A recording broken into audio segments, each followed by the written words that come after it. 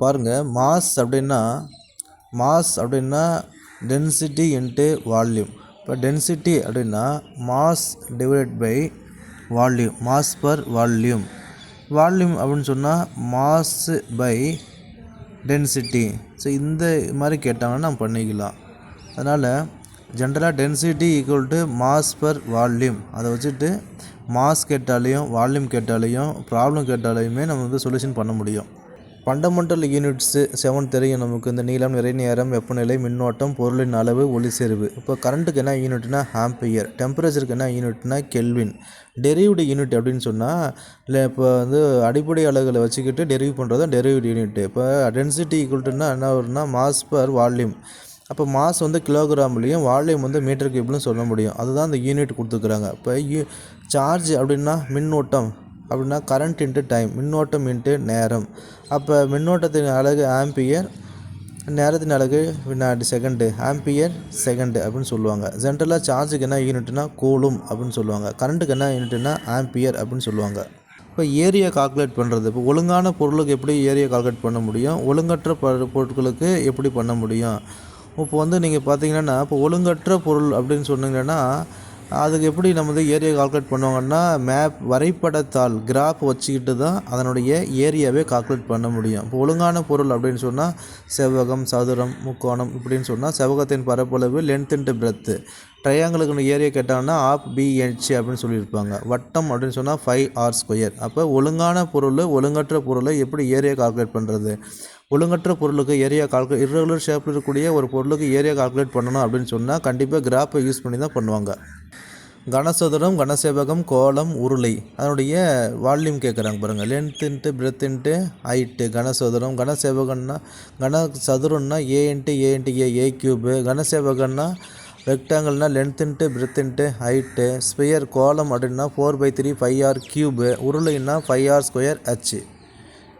அடர்த்தி அப்படின்னு சொன்னால் நமக்கு வந்து மாஸ் பர் வால்யூம் அப்படின்னு தெரியும். இப்போ திரவத்தை எப்படிலாம் அளப்பாங்க அப்படின்னா 1 கேலன், 1 அவுன்ஸு, 1 குவார்ட்டு.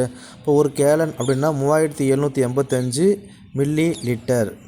டென்சிட்டி அப்படின்னு சொன்னால் நமக்கு வந்து எண்ணெயும் விளக்கெண்ணையும் கொடுத்துட்டாங்கன்னா எது ரொம்ப டென்சிட்டியாக இருக்குதுன்னு சொன்னால் எல்லோரும் சொல்லிவிடுவாங்க விளக்கெண்ணைன்னு சொல்லிவிடுவாங்க. ஆனால் அது தவறு. நீர் தான் டென்சிட்டி அதிகம். நீருக்கு 1, விளக்கெண்ணைக்கு 961. அதனால தான் தண்ணியில் விளக்கெண்ணெய் ஊற்றுனாங்கன்னா தண்ணியில் விளக்கெண்ணெய் மிதக்கும். காரணம் வந்து டென்சிட்டி கம்மி. கணக்கு கொடுத்துதான் பார்த்தீங்களா. டென்சிட்டினா மாஸ் பர் வால்யூம். டென்சிட்டி எப்படி கால்குலேட் பண்ணுவாங்க. இப்போ சாலிடு, லிக்விட், கேஸு இதில் டென்சிட்டி எது ரொம்ப அதிகமாக இருக்குதுன்னு சொன்னால் சாலிடில் தான் அதிகமான டென்சிட்டி இருக்கும். அதையும் பாருங்கள், தங்கம், வெள்ளி, தாமிரம் இப்படி கொடுத்தோன்னா பாருங்கள், தங்கத்துக்கு வந்து 19300 அப்படியே டிக்ரீஸ் ஆகுது. இப்போ டென்சிட்டி இருக்குது ரொம்ப அதிகம் பார்த்திங்கன்னா சாலிட், லிக்விட், கேஸு.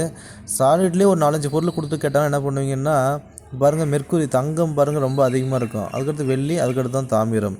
அப்போ டென்சிட்டி ரிலவெண்ட்டாகவும் கேட்கலாம்.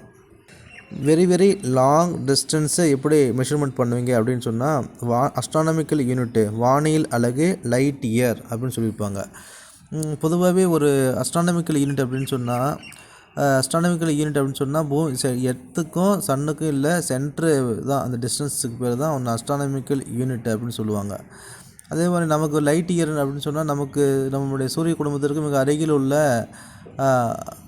ஒரு விண்மீன் எதுனா ப்ராக்சிமா சென்டாரி அப்படின்னு சொல்லியிருப்பாங்க. ஜென்ரலாக 1 லைட் இயர்னால் என்ன வேல்யூ கொடுத்துருப்பாங்க. 1 லைட்டானது 1 இயர் எவ்வளோ ட்ராவல் பண்ணதோ அந்த டிஸ்டன்ஸை மெஷர்மெண்ட் பண்ணுறது தான் லைட் இயர் அப்படின்னு சொல்லியிருப்பாங்க. இப்போ வந்து கிலோமீட்டர், 1 கிலோமீட்டர்னால் 1000 மீட்டர் ஈக்குவல் டு 1 கிலோமீட்டர் அப்படின்னு சொல்லலாம்.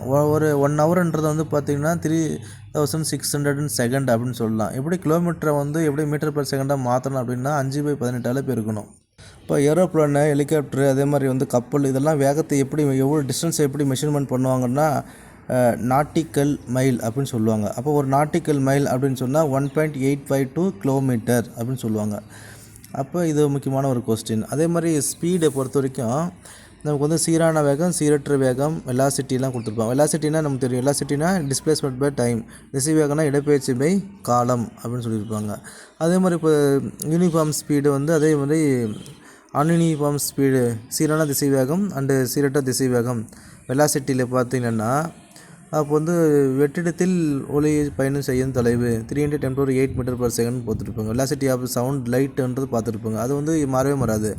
அது வந்து ஒரு சீரான திசைவேகம். இப்போ நம்ம பைக் ஓட்டுறோங்க. பைக் வந்து இங்கேருந்து கோயம்புத்தூர்லேருந்து ஈரோடு போகிறோங்க. ஒவ்வொரு இடத்துல ஒவ்வொரு வேகத்தில் போவாங்க. போகும்போது ஒரு வேகம், வரும்போது வேகம், ஒவ்வொரு இடத்துலையுமே ஒரு வேகம் ஓட்டுவாங்க. அப்போ அது ஒரு சீரற்ற திசைவேகத்திற்கான எடுத்துக்காட்டு. ஆக்சலரேஷன் முடுக்கம் அப்படின்னு தான் தெரியும். திசைவேகம் மாறுபடும் விதமே முடுக்கம் எனப்படும். அப்போ முடுக்கத்தின் மதிப்பு புவியீர்ப்பு முடுக்கம் 9.8 மீட்டர்/செகண்ட் அப்படின்னு சொல்லியிருப்பாங்க. இந்த புவியீர்ப்பு மையம் எங்கெங்கெல்லாம் செயல்படுது? இப்போ தஞ்சாவூர் பொம்மை பார்த்திங்கன்னா அது தெரியும். அந்த பொம்மையினுடைய ஈர்ப்பு மையம் காரணமாக தான் மொத்த எடையும் பொம்மையின் கீழ் பாகத்தில் இருக்கிறதுனால தான் அது வந்து ஆடுற மாதிரி பார்க்க முடியும். அதே மாதிரி இப்போ நிறைய நம்ம டேம்லாம் பார்த்திங்கன்னா அடிப்பரப்பு ரொம்ப அகலமாக இருக்கும். அதெல்லாம் வந்து பார்த்திங்கன்னா ஈர்ப்பு மையத்தினுடைய பேஸ் பண்ணி தான். மேசை விளக்குகள், காற்று அடைகள் இதெல்லாம் சமநிலை அதிகரிப்பதற்காக தான் அடிப்பகுதி வந்து அகலமாக இருக்கும். இந்த சொகுசு பேருந்து அதெல்லாம் பாருங்கள், மேற்பகுதியில் இல்லாமல் அடிப்பகுதியில் பொருள் வைக்கிறதுக்காக ஒரு சின்ன சின்ன இதெல்லாம் வச்சுருப்பாங்க. அதெல்லாம் ஏன்னு கேட்டிங்கன்னா அந்த ஈர்ப்பு மையத்தின் உயரத்தினை வந்து குறைத்து சமநிலையை அதிகரிப்பாங்க அப்படின்னு சொல்லியிருப்பாங்க. இதெல்லாம் ஒரு முக்கியமான கொஸ்டின். இதெல்லாம் கொஞ்சம் பாருங்கள்.